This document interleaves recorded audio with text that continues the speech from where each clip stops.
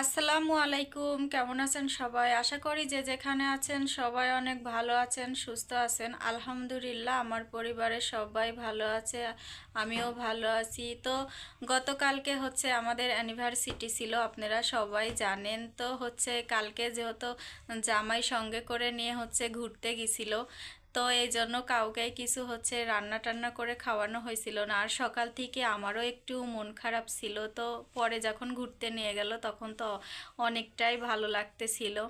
তো স্যারেরা হচ্ছে জামাইয়ের স্যারেরা বলতেছিল, সবাই বলতেছিল যে হচ্ছে তাহলে কালকে তো তোমাদের হচ্ছে বিয়ের দিন গেছে, আজকে তো তাহলে তোমাদের বউ ভাত, তো আমাদের হচ্ছে কিছু খাওয়াবে না। তো ওর বাবাকে বলছে, তো সে কথা শোনার পরেই সে হচ্ছে বাজার থেকে কিছু বাজার করে নিয়ে আসছে।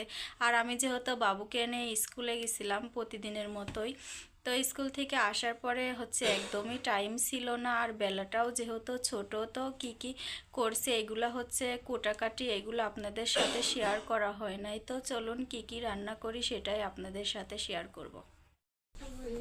নিজে হাতে সবার জন্য গরুর গোশ রান্না করতেছিলাম, আর আমার কাছে অনেক খুশি লাগতেছিল, কারণ আমি বিয়েতে কাউকেই খাওয়াইতে পারি নাই, কারণ আমাদের বিয়েটা ছিল লাভ ম্যারেজ। তো হচ্ছে এই জন্য আমি এখানে 4 কেজি গরুর গোশ রান্না করতেছিলাম। আর এইদিকে কিন্তু আমি আলুটাও ভাজি করে রাখছি, আর সঙ্গে ডাউলও রান্না করছি, কারণ ওদের দুপুরেই খাইতে দিতে হবে, খাবারটা হচ্ছে তাদের অফিসে পাঠাই দিতে হবে। তো এই জন্য তাড়াতাড়ি করতেছিলাম, কারণ তারাও হচ্ছে আমার বাসাতে আসবে না খাইতে, তাদের জন্য অফিসে পাঠাই দিব। আর কড়াইটা ছোটোর কারণে আমি বড় পাতিলে দিছি, কারণ আমার হচ্ছে তাড়াতাড়ি যেন রান্নাটা হয়ে যায়। আর এইদিকে হচ্ছে আমি শসাগুলো ছুলে রাখছি, তার সঙ্গে হচ্ছে সালাদটাও দিতে হবে। আর এখানে হচ্ছে আমি সাদা ভাতটাই রান্না করেছি, যেহেতু ছোটোবেলায় একদমই টাইম নাই হাতে। আর এইদিকে আমি আবারও রাইস কুকারে ভাত বসিয়ে দিছি। আর মামুন ভাই আসার সময় হচ্ছে আমাদের জন্য আবার 2 প্যাকেট মিষ্টি নিয়ে আসছে, কারণ সে জানতোই না যে আমাদের গতকালকে অ্যানিভার্সিটি ছিল, আজকে নাকি আমাদের বউ ভাত। তো সেই উপলক্ষেই হচ্ছে তাকে বলছিলাম যে আপনি কিন্তু এমনিতেই আসবেন, তাকে অনেকবার রিকোয়েস্ট করছিলাম, তো সেজন্যই সে আসছে। আর সে কিন্তু খালি হাতে আসি নাই, আসার সময় আবার আমাদের জন্য মিষ্টিও সঙ্গে করে নিয়ে আসছে, আমার অনেক ভালো লাগছে।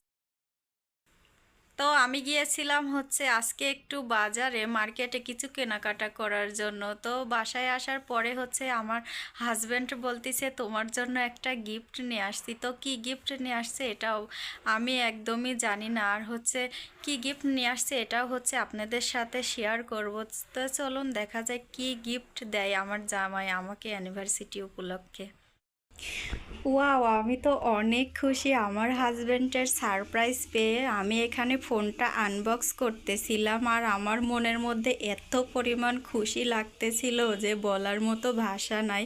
কারণ আমি যেহেতু ভিডিও করি, তো এই জন্য হচ্ছে আমার হাজব্যান্ড আমাকে ফোন গিফট করছে। আর প্রত্যেকবারই অ্যানিভার্সিটি উপলক্ষে আমার জামাই আমাকে কিছু না কিছু গিফট করে। তো কালকে যেহেতু তার সঙ্গে ঘুরতে গেছিলাম, এই জন্য সে কিনতে পারে নাই, আজকে কিন্তু কিনে নিয়ে আসে আমাকে সারপ্রাইজ দিছে।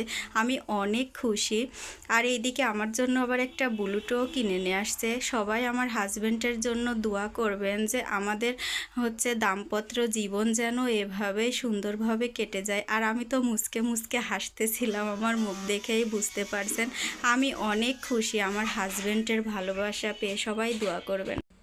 আর সবাই কিন্তু তার হাজব্যান্ডের থেকে কিছু না কিছু গিফটের আশা করে, যেমন আমি করি তেমন আমার মতো অনেক বোনেরাই করে। তো যাই হোক, সবাই ভালো থাকবেন, সুস্থ থাকবেন। আর হাজব্যান্ডের গিফট দেখে কেমন লাগছে অবশ্যই কমেন্ট করে জানাবেন। আল্লাহ হাফেজ।